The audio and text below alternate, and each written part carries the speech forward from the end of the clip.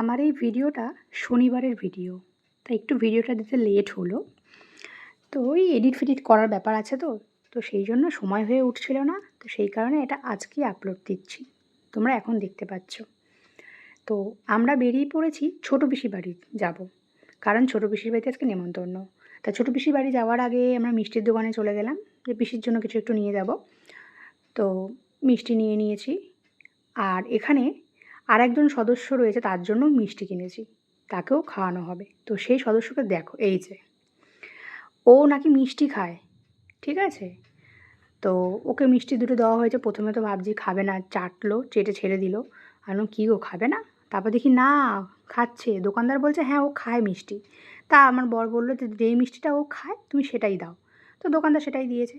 তারপর মিষ্টি মিষ্টি নিয়ে সোজা পিসির বাড়ি চলে এসেছি। ড্রেস ফ্রেস চেঞ্জ করে আমি আর দিদি ঢুকে পড়েছি একদম রান্নাঘরে। সকাল থেকে দিদি গিয়ে সমস্ত কিছু অ্যারেঞ্জ করে রেখেছিল।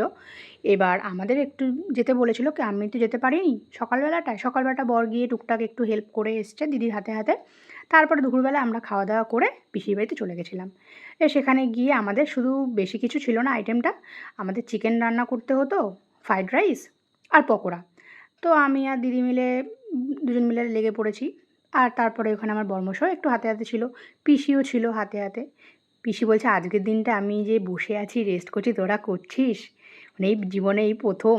পিসি একটুখানি আনন্দও পাচ্ছে, আবার ভাবছে। কিন্তু পিসি কিন্তু বসে থাকেনি, ঠিক সাথে সাথে টুকটুক করে আমাদের সাথে সাথে একটু লেগেছে হাতে হাতে। তারপরে যাই হোক, পিসির বাড়িতেও এরকম 3-4 জন সদস্য আছে। তো ওদেরকে বললাম যে দাঁড়া, তোদের জন্য বিস্কুট আনা হবে। তা বরমশাই বিকেলে একটু বেরিয়েছিল চিকেন আনতে, তো তখন বললাম ওদের জন্য বিস্কুট এনো। তো ও 2 প্যাকেট বিস্কুট নিয়ে এসেছিলো, তো সেখান থেকে কিছু বিস্কুট ওদেরকে দিয়েছি। ওরা কি আবার এক একজন খায় না, আবার এক একজন খায়। তো সবাইকে দেওয়া হলো। দেওয়া টেওয়ার পরে এখানে এবার পকোড়াটা ভেজে নেব। তো এখানে আমি পকোড়া ভাজছি, আর আমার বরমশাই তো ভীষণ আমার পিছনে লাগছে। তো কি বলবো, আমি হাসছি আর পকোড়া বানাচ্ছে, ও ভিডিওটা করে দিচ্ছে। আর এই ম্যারিনেটটা ও করে এসেছিলো, তো সেটাই ভেজে ভেজে নিচ্ছি।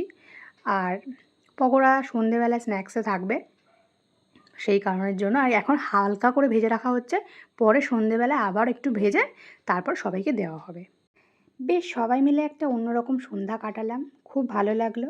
ফ্যামিলির সবার সাথে এরকম সময় কাটাতে সবারই ভালো লাগে, আর এটা খুব কম জনেরই সৌভাগ্য হয় এরকম কাটানোর। তাই এখানে রান্নাবান্না সব কমপ্লিট করে আমরা চা বিস্কুট খেয়ে রেডি হয়ে গেছি। তারপরে খাবো পকোড়া। তো দিদি এখানে পকোড়া সবাইকে বেড়ে দিচ্ছে, আর পকোড়া, পুদিনা পাতার চাটনি, আর এখানে তোমার একটা টমেটো ভর্তা করেছিল আমার দিদি, সেটাও খুব সুন্দর হয়েছিল খেতে, দারুণ। মানে কি বলবো, এর আগে টেস্ট করিয়েছিল, আবার সেকেন্ড টাইম খেলাম। তো এগুলো খাওয়া দাওয়া কমপ্লিট হয়ে কোল্ড ড্রিঙ্কস খেলাম, তারপর রাতের মেনুতে রাইস আর মাংস খেয়ে নিলাম।